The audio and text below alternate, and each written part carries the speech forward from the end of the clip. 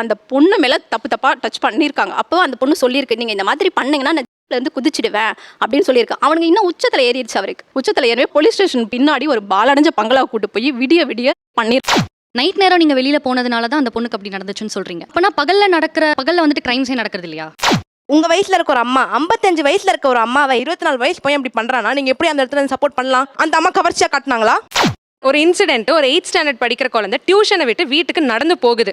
Just crossing, ஒருத்தன் சைக்கிள்ல வரான். அந்த கிராஸ் பண்ற கேப்ல அவனுக்கு என்ன அந்த பொண்ணு மேல ஒரு தாட் வந்துச்சு, அவன் அபியூஸ் பண்ணிட்டு நடந்து போறான். அந்த 8th ஸ்டாண்டர்ட் படிக்கிற குழந்தைக்கு என்ன தெரியும்? நீங்க பாத்தன்றீங்களே, அந்த இடத்துல என்ன பண்ணனா பெண்களா சேர்ந்தா அந்த அவனை செருப்பு கழட்டி அடி நீங்க எல்லாம் அடிச்சீங்கன்னு வைங்களேன். மாமா உங்க ஜாதி ரீதியா இருந்தா தான் ஹெல்ப் பண்ணுவீங்க. ஒரு பொண்ணு வந்து செக்ஷுவலா ஒருத்தன், நீங்க எல்லாம் இதை என்ன பாக்குறீங்க, அவர் பார்க்காத அவரு ஒரு நிமிஷத்துல வந்து கேரக்டர் அசாசினேட் பண்றாரு. இந்த பக்கத்துல ஸ்டார்ட் பண்ணுவா. இங்க ஒரு அசம்பாவிதம் நடக்கிற போது எந்த இடத்துல பெண்கள் பார்த்து நடந்துக்கணும் அப்படின்னு உங்களுக்கு தோணுது? அப்படி கேளுங்க.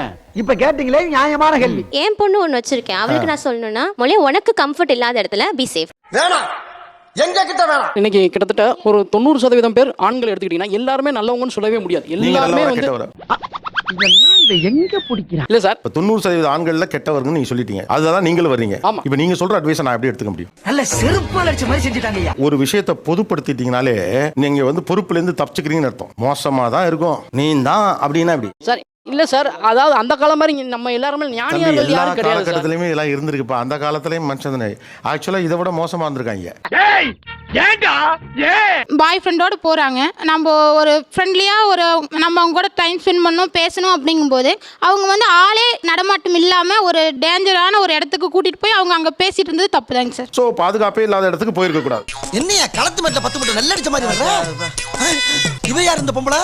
டைமிங் இருக்கு, எந்த இடம்னு ஒன்று இருக்கு, இதெல்லாம் சூஸ் பண்ற உரிமை நம்மளுக்கிட்ட இருக்கு. நம்மளோட பாதுகாப்பு நம்ம தான் காத்துக்கணும். அது அந்த பையன் மேலேயோ சமுதாயத்து மேலேயோ நம்ம திணிக்க கூடாது. நம்மளாகவே வழியே வந்து ஒரு பிரச்சனையில போய் மாட்டிக்கிறோங்கிறது தான் என்னோட கருத்து. கரெக்டா சொன்னீங்க. ஒவ்வொரு பெண்ணுக்கும் பார்த்தீங்கன்னா தனி மனித ஒழுக்கம், முதல்ல தனி மனித ஒழுக்கம் கண்டிப்பா வேணும்னா, அது மட்டும் இல்லாம தற்காப்பு கலையும் அவங்க கத்துக்கணும்னு என்னோட வேண்டுகோள். நீங்க உங்க பொண்ணை ரொம்ப சாதுவா வளர்த்துறீங்க. ஒரு தற்காப்பு கலை தெரியவனா சிட்டி எவ்வளவு கெட்டு போய் கிடக்கு. அது எல்லாத்தையும் அவங்களே கத்துக்கணும். அவங்களே தற்காப்பு கலை கத்துக்கிட்டு அவங்களே தனி மனித ஒழுக்கத்தோட அவங்க பாத்துக்கணும் இல்லையா? டெபினெட்லி. அது மட்டும் இல்லாம இந்த நேரத்துக்கு போகலாமா, இந்த நேரத்துக்கு போகணும், இந்த நேரத்துக்கு போக கூடாது. வாழ்வியல் சார்ந்த கல்வியை ஒவ்வொரு பெண்ணும் கற்றுக்கொள்ள வேண்டும். அது மட்டும் இல்லாம ஒவ்வொருத்தரும் பாத்தீங்கன்னா இன்னைக்கு புத்தக படிப்பு மட்டும் தான் இருக்கு. வாழ்வியல் சார்ந்த வாழ்க்கை கல்வி இல்ல. அந்த எங்கெங்கயோ போறீங்க சார் நீங்க. நம்ம ஒண்ணு கேட்டா நம்மள அசர வைக்கிற மாதிரி ஒரு பதில் சொல்வார் பாரு, அது நமக்கு இங்க புரியாது, வீட்டுக்கு போனா தான் புரியும். ஆக்சுவலா நான் என் பொண்ணா இருந்தா நான் என்ன சொல்லுவேன்னா, உனக்கு எங்க இன்செக்யூர்டா ஃபீல் ஆகுதோ அங்க போகாத.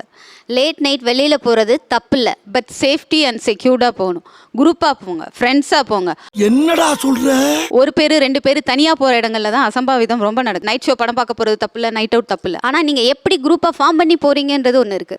ஏன்னா அந்த அளவுக்கு நம்ம சொசைட்டி இன்னும் டெவலப் ஆகுது. நீங்க சொல்ல வருது தனியா போகாத எங்கேங்கிறீங்க. ஆமா, இந்த ஹோட்டல் பார்ட்டிஸ், நைட்ல பீச், பார்க், இது மாதிரி இடத்துக்கு போறது, இது மாதிரி இடங்கள் தான். நீங்க தனியா போகாதீங்க. பொறாமையா இருக்கு சாமி. அப்படியே அடிவயர்லாம் எரியுது. ஒரு லேடி ஒன்று ப்ரெக்னெண்ட்டாக இருக்காங்க. அந்த லேடி வந்து கீழே தள்ளிட்டாங்க. ஆக்சுவலி பாலியல் துன்புறுத்தல் பண்ணி கீழே தள்ளிடுறாங்க. அந்த அக்கா அந்த இடத்துல கொஞ்சம் கவனமாக இருந்திருக்கலாம். என்ன கவனமாக இருந்திருக்கலாம்னா, அட்லீஸ்ட் ஃபுல் பண்ணி ட்ரெயினை நிறுத்திருக்கலாம், அல்லது ஏதாச்சும் தெரிஞ்சவங்களுக்கு எஸ்எம்எஸ்ஸோ இல்லை மெசேஜ் எதாவது பண்ணியிருக்கலாம். லூசு மாதிரி பேசாதடா.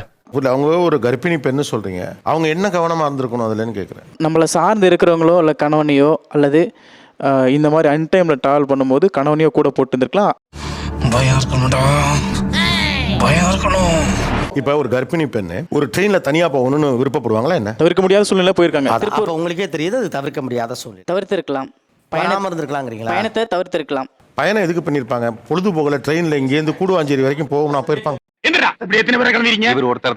இப்ப எனக்கு தேவை இருக்கு, ஆஸ்பத்திரிக்கு போகணும், வீட்டுல ஆம்பளை துணை இல்லைன்னு வச்சுக்கோங்களேன். இப்ப அந்த பொண்ணு என்ன பண்ணணும்னு எதிர்பார்க்குறீங்க? அப்பனா என்னன்னு தெரியல. அது சத்தியமா தெரியாது சார். ஒரு ஸ்கூல்ல வந்துட்டு 12th படிக்கிற பையனும் 10th படிக்கிற பொண்ணு, அந்த பொண்ணுக்கு வந்து சென்னையை சுத்தி பார்க்கணுங்கிறது ஒரு ஆசையா இருந்திருக்கு.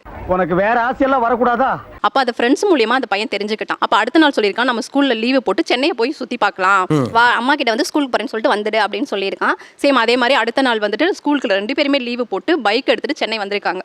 என்ன நம்பிட்டல, நான் உன்னை கைவிட மாட்டேன். ஸோ வந்துட்டு சுத்தி பார்த்துட்டு போறப்போ லேட் ஆயிடுது. போறப்போ ஆப்போசிட்ல வந்துட்டு ஒரு நிக்கிறாங்க. வீட்ல என்ன சொல்லிட்டு வந்த? போயிட்டு வரேன். ஏய் சத்தியமா தான் சார் சொல்லிட்டு வந்தேன். பார்த்துட்டு எங்க போயிட்டு வரீங்கன்னு கேட்கும்போது இந்த மாதிரி அந்த பொண்ணு பதட்டத்திலேயும் நாங்கள் சென்னை இந்த மாதிரி போனோம் எனக்கு ஆசை இருந்தது அப்படின்னு சொல்லியிருக்காங்க.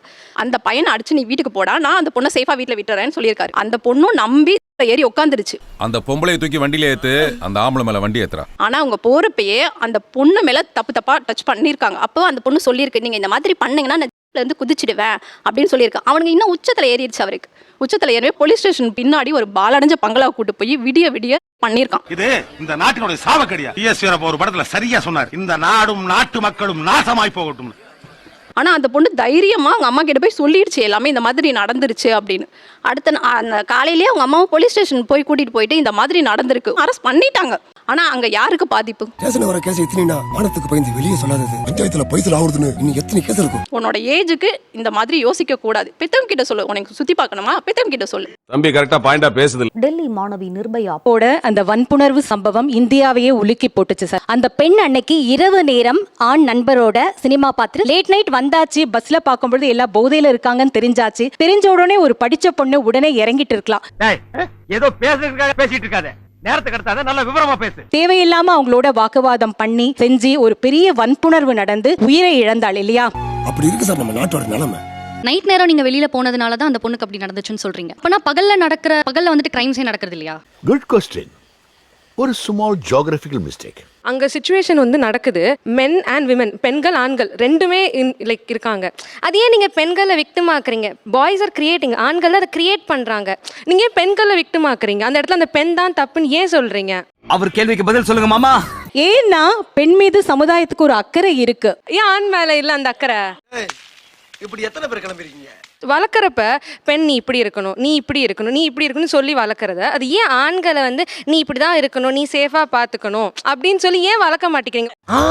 அது அனாவசியம். அத்தனை பாதிப்பும் நம்மள பெண்களுக்கு தான். சரிங்களா? ஆண் தப்பிச்சுக்கிறான். ஏன்னா அவனுக்கு உடல் அளவில் எந்த பாதிப்பும் கிடையாது. கற்பு போச்சுன்னா பெண்களுக்கு தான் கற்பு போச்சுன்னு சவுண்டாக பேசுகிறாங்க. அதே ஆணுக்கு கற்பு இல்லையா? இருக்குது. ஆனால் ஆண் தப்பிச்சுக்கிறான் அந்த இடத்துல. அதான் வர்க்கீஸ். சார் அந்த இதை பிரேக் பண்ணி இது நடந்தா பசங்க யாரு பண்றாங்களோ அவங்களுக்கு அதை விட பாதிப்பு வரும் அப்படிங்கிற ஒரு தாட் அவங்க மைண்டுக்குள்ள வந்துட்டு அதை பண்ண மாட்டாங்க. நடந்துக்கிற முறையில வந்து கண்டிப்பா அவன் எதுக்கால இருக்கிறவன் பயப்படுவான். புரிஞ்சுதா? இதுக்காக வந்து நான் கத்தி கம்பு எடுத்துட்டு சண்டை போடுங்கன்னு நான் சொல்ல வரல.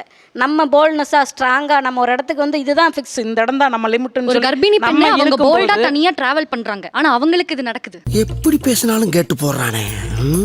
ஒரு தூய்மை பணியாளர் சார் நைட் டைம் ரோட்ல வந்து பெருக்கிறதுக்காக வேலை செஞ்சுட்டு இருக்காங்க. அப்படி வேலை செஞ்சுட்டு இருக்க உங்க வயசு தான் இருக்கும் அவங்களுக்கு 55 வயசுக்கு மேல இருக்க ஒரு அம்மாவை 24 வயசு பையன் என்ன பண்ணான்னு தெரியுமா மேம் உங்களுக்கு? உங்களோட கேவலமான ஜென்மம் இந்த நாட்டில் இருக்க முடியுமான்னு எனக்கு தெரியல. நீங்க அதுக்கு என்ன சொல்வீங்க? நான் கேட்கறேன், உங்க வயசுல இருக்க ஒரு அம்மா 55 வயசுல இருக்க ஒரு அம்மாவை 24 வயசு பையன் இப்படி பண்றானா நீங்க எப்படி அந்த இடத்துல சப்போர்ட் பண்ணலாம்? அந்த அம்மா கவர்ச்சியா காட்டினாங்களா? பேசாம ஏன்டா எமோஷன் ஆற நீ? ஏன் எமோஷன் ஆற நீ? பெண்கள்னாலே வெளியில பார்ட்டிக்கு தான் போவாங்க, இல்ல கிளப்புக்கு தான் போறாங்கன்றீங்க. எவ்வளவு பெண்கள் வேலைக்காக போறாங்க சார். கையில காசு இருக்க வைக்கும் தான் சார் நான் வீட்டுல சேஃபா இருப்பேன். அப்பா நினைக்கலாம், கணவர் நினைக்கலாம். கையில காசு இல்லாத பெண்கள், குடும்பத்தை நடத்துற பெண்கள் வெளில போக தான் சார் செய்வாங்க. நைட் டைம்ல 12 மணினாலும் உழைக்க தான் செய்வாங்க குடும்பத்துக்காக. அவனா பண்றான், அவன் யாருக்கு அப்படி இருக்கு. இங்க வர்றதுக்காக இந்த ஷோவுக்காக நாங்க வந்து பஸ் ஏறுறோம். அங்க வந்து ரொம்ப அந்த அம்மாவை பார்த்தாலே நம்மளுக்கு பரிதாபமா தான் இருக்கும். அங்க வந்து ஒரு ஆண் வந்து பேக் போட்டு பக்கத்துல போய் நைஸா உட்காந்து தடவிட்டு பேசிட்டு இருக்கு. எங்க வந்து உமா குடுக்குற ராஸ்கல்? நீங்க பாத்தன்றீங்களே அந்த இடத்துல என்ன பண்ணனா பெண்களா சேர்ந்து அந்த அவனை செருப்பு கழட்டி அடி அடி நீங்க எல்லாம் அடிச்சீங்கன்னு வைங்களேன். நீங்க எல்லாம் முன் வாங்க. நீங்க பாத்தன்றீங்க, நீங்க எதனா பண்ணிருக்கணும். அதுக்கு சூதுவா தெரியாம வளர்ந்துட்டு என்ன பண்ண சொல்றீங்க? பஸ்ல வரும்போது நம்ம கண் கூட ஒரு நிகழ்ச்சி பாக்குறோம்னா அந்த அம்மாவுடைய எதிர்ப்பு முதல்ல இருக்கணும். நான் என்ன சொன்னா அந்த அம்மாவோட எதிர்ப்பு எதிர்க்க முடியல. அவங்க ரொம்ப இன்னசென்ட்டா இருக்காங்க, எதுவுமே பண்ண முடியல போது நீங்களும் ஒரு பெண்கள் தானம்மா சார். நாங்க டிராவல்ல இருந்தோம், பஸ் நின்னுட்டு இருக்கிற இடமா இருந்தா கண்டிப்பா அந்த இடத்துல வந்து நான் கண்டிப்பா ஏதாவது ஒரு ஆக்ஷன் இல்ல அங்க சுத்தி இருந்தவங்க என்ன பண்ணாங்கன்னு கேக்குறாங்க. அவங்க யாருமே கண்டுக்கல. எவ்வளவு பெரிய கேவலம் தெரியுமா? ஏங்க உங்களுக்கு வலிக்குதுன்னா நீங்க தாங்க சொல்லணும். அப்பதாங்க நான் வர முடியும். எங்க வலிக்கிற மாதிரி எதுக்குங்க நடந்துக்கிறீங்க? முதல்ல என் முன்னாடி வந்து இப்படி கேக்குறதே தப்பு. உங்களுக்கு கஷ்டம் சொன்னீங்கன்னா தான் நாங்க வருவோம். அந்த பொண்ணு என்ன ரிலேட்டிவ்னு தெரியாதுல நமக்கு. அவங்க என்னவா பழகிருப்பாங்க. உங்க மச்சான் மாமா உங்க ஜாதி ரீதியா இருந்தா தான் ஹெல்ப் பண்ணுவீங்க. ஒரு பொண்ணு வந்து செக்சுவலா ஒருத்தன் அத நான் மீன் பண்ணலங்க. அவங்க அக்செப்ட் பண்றப்போ அவங்க அக்செப்ட் பண்றாங்கப்போ நான் என்ன பண்ணாத இந்த பேச்சு ஆரம்பிச்ச 5வது நிமிஷத்துக்குள்ள ஒரு தீர்ப்பே இப்ப நீங்க எழுதிட்டீங்க. அந்த மலையில அந்த பையன் அவள்கிட்ட பிசிக்கலா ஏதோ பண்ணிட்டு இருந்ததுக்கு அந்த பொண்ணு ஒப்புதல் கொடுத்துட்டா. இப்படி ஒரு ஜட்மெண்ட்டை நீங்க எழுதிட்டீங்க. டேய் ஓலுட்னே சுத்திரியடா என்னடா நீ எல்லாம் வெக்கமா இல்ல. இத்தனைக்கும் அவங்களாவது அதை பார்த்தவங்க, நீங்க கூட இருந்த குமார் கூட இல்ல. போட்டு தள்ளிடுவேன். அந்த இடத்துல அந்த பெண் கவனமா இருந்திருந்தா என்ன ஏற்கனவே ஒரு கர்ப்பிணி பெண் எப்படி கவனமா இருக்கணும்னு சொல்லி முடிச்சிட்டீங்க. இந்த இடத்துல என்ன கவனமா இருந்திருக்கணும்? ஆமா யார் எதுங்க? ஆஹா வலைய விரிக்கிறா வம்பளுக்குறானே, வாயை கொடுத்து வாயில முன்னோட ஊர் வச்சிடக்கூடாதா சாமி? அடிச்சிருக்கலாம், பட்டன் அடிச்சிருக்கணும். இல்லையா 100 கால் பண்ணிருக்கலாம், அந்த ஸ்பாட்டுக்கு வந்திருப்பாங்க போலீஸ். என்ன ஒரு புத்திசாலித்தனம். நான் ஒரு இன்ட்ரோவர்ட். நான் என்னால் வந்து இவ்வளோ ஓப்பன் மைண்டடாக என்னால் பேச முடியாது. நீங்கள் சொன்ன அந்த சுச்சுவேஷனே வச்சுக்கோங்க, என் பின்னாடி கத்தி வச்சிட்டு இருக்கான். ஒன்ஸ் நான் யார்கிட்டயாச்சும் ஹெல்ப்னு நான் சீக் பண்ணனா அவன் என்ன வேணா பண்ணலாம். நினைச்சால நெஞ்சு பதறது. சரி நாம போயிடலாம். நீங்க எல்லாம் இதை என்ன பாக்குறீங்க, அவர் பார்க்காத அவரு ஒரு நிமிஷத்துல வந்து கேரக்டர் அசாசினேட் பண்றாரு. அவ அக்செப்ட் பண்ணிட்டா, அப்ப நானா எதுக்கு கேட்கணும்னு.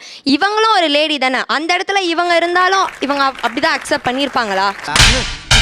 நீ கேட்ட ஒவ்வொரு கேள்வி என்ன செருப்பால் அடிச்ச மாதிரி இருக்குடா. எனக்கு அந்த ஒரு சிச்சுவேஷன்ல இருக்கும் போது நான் என் தற்காப்பு கலையை அங்க காட்டுவேனா, இல்ல 101க்கு நான் கால் பண்ணணும்னு நினைப்பேனா, இல்ல ஒரு பெண்ணா அவங்க பார்த்தவங்க எனக்கு ஹெல்ப் பண்ணணும், அவங்க குரல் எழுப்பினா 4 பேர் எனக்காக வந்திருக்க மாட்டாங்க.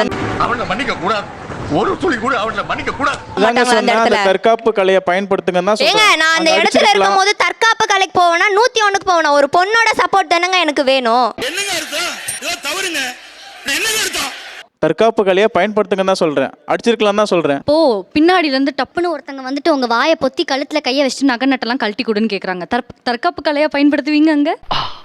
இது ஒரு நல்ல கேள்வி. பதில சொல்றா. இல்ல மேடம், முடியாது, பயந்துருவோம். இந்த சூழ்நிலை அதே பயம் தான் நாங்க ஒத்துக்கிறேன். இதுல இருந்து என்ன தெரியுது? என்னையா தெரியுது? இது நம்ம ஒண்ணுமே பண்ண முடியாது. அந்த சூழ்நிலை எவ்வளவு பெரிய தற்காப்பு கலை யாரா இருந்தாலும் இது நிதர்சனமா ஒண்ணும் பண்ண முடியாது. ஒண்ணுமே பண்ண முடியாது. ஃபர்ஸ்ட் டைம் அது பக்கத்துல இருக்கவங்க தான் அதை சரி பண்ண ஒத்துக்கிறேன். அந்த சூழ்நிலை பக்கத்துல பாக்குறவங்க தான் அதை அடுத்த லெவலுக்கு கொண்டு போகணும். அதுக்கு எல்லாரும் தயங்குறாங்க. எனக்கு தெரியாம இருக்கு ப்ரோ. இப்போ ஒரு இன்சிடென்ட், ஒரு 8th ஸ்டாண்டர்ட் படிக்கிற குழந்தை டியூஷனை விட்டு வீட்டுக்கு நடந்து போகுது. ஜஸ்ட் கிராசிங், ஒருத்தன் சைக்கிளில் வரான். அந்த கிராஸ் பண்ணுற கேப்பில் அவனுக்கு என்ன அந்த பொண்ணு மேலே ஒரு தாட் வந்துச்சு, அவன் அப்யூஸ் பண்ணிட்டு நடந்து போகிறான். அந்த 8th ஸ்டாண்டர்ட் படிக்கிற குழந்தைக்கு என்ன தெரியும்? எவ்வளவு கேவலமான பிறவிங்க இல்ல நம்ம. ஒரு ஸ்கூலுக்கு வேன்ல டெய்லி ரெகுலரா போயிட்டு ஃபர்ஸ்ட் ஸ்டாண்டர்ட் ப்ரீகேஜி எல்லா ஏஜ் குழந்தைங்களுக்கும் அந்த பெண்களுக்கு என்ன தெரியும்? இப்பயே நீங்க இல்ல அந்த வேன்ல போற குழந்தை தப்பு, அவங்க பேரண்ட்ஸ் தான் கொண்டு போய் விடணும் அப்படின்னு பேரண்ட்ஸ் ப்ளேம் பண்ணுவீங்களா, இல்ல அந்த பெண் குழந்தை சின்ன குழந்தையை ப்ளேம் பண்ணுவீங்களா? சொல்றா என்ன நம்ம பேசுறா ஏதாவது பேசுறா. டாபிக் ஆரம்பிக்கும் போதே ஃபர்ஸ்டே நான் இதை தான் சொன்னேன். என்ன சொன்னேன்னா, எல்லாருமே மேக்ஸிமம் தப்பா தான் பாக்குறாங்கன்ற மாதிரி நீங்க சேஃப்டியா இருங்க. யார் அந்த மிஸ்டேக்கை பண்ணாங்களோ ஏன் அவங்களை क्वेश्चन பண்ண மாட்டேங்கிறீங்க? நீங்க சேஃபா இருக்கணும் எங்களை சொல்றீங்க, ஏன் அந்த சேஃப்டியை நீங்க கொடுக்க மாட்டேங்கிறீங்க? அதானே அதான் சொல்றேன். மொத்தத்தில் இந்த சமூகம் சரியா இல்லைன்றதை தான் நான் சொல்றேன் ஃபர்ஸ்ட்ல இருந்து. அப்ப நீங்க எங்களை ப்ளேம் பண்ணக்கூடாது. சாரி மிஸ்டர் ரகுவரன், என்ன மன்னிச்சிருங்க. நிகழ்ச்சியில் கலந்து கொண்ட அனைவருக்கும் கோபிநாத்தின் நெஞ்சார்ந்த நன்றிகள். நன்றி, வணக்கம். எல்லாரும் சிரிங்க. எதுக்கே சிரிக்க சொன்ன? சுபம் சீரியல் முடிஞ்சு போச்சு. சுபம் அப்பனே சூரிய பகவானே, கவர்மெண்ட் வேலை கிடைக்கிற வரைக்கும் இந்த செல்போன் வியாபாரத்தை பண்ணி பகுத்த கடவுளா இருக்கான். இந்த நடமாடும் வியாபாரத்தை கூடயே நடந்து வந்து நீ உதவணும் பா கடவுளே.